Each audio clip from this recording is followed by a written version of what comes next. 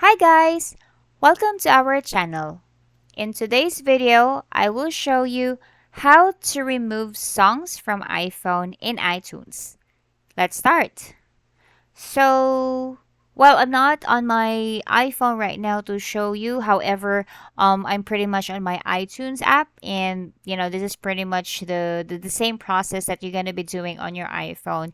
If you would need to remove or delete music or songs from your device. So just quickly showing here before I'll have I do have a screenshot here or a sample on how it's done on your iPhone. But for the time being, let's just do this on the iTunes app. So from here, all you need to do, guys, just go to library and say, for example, you've downloaded or you have these album or songs or even music videos. All you need to do is just click or tap if you're in your iPad, and then from there you actually have the option to remove, download, okay, or delete from library. So this is pretty much your option on how you can remove the songs from iPhone.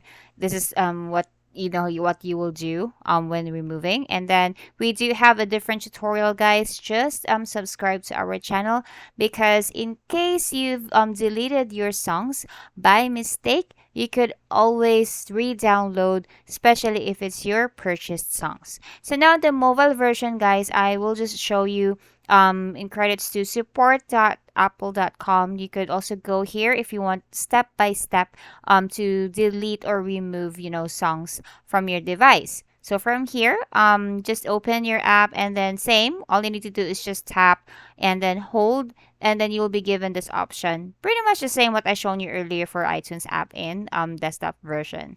So there, pretty easy and straightforward. Stay tuned for more videos, guys, and thank you so much for watching. Goodbye.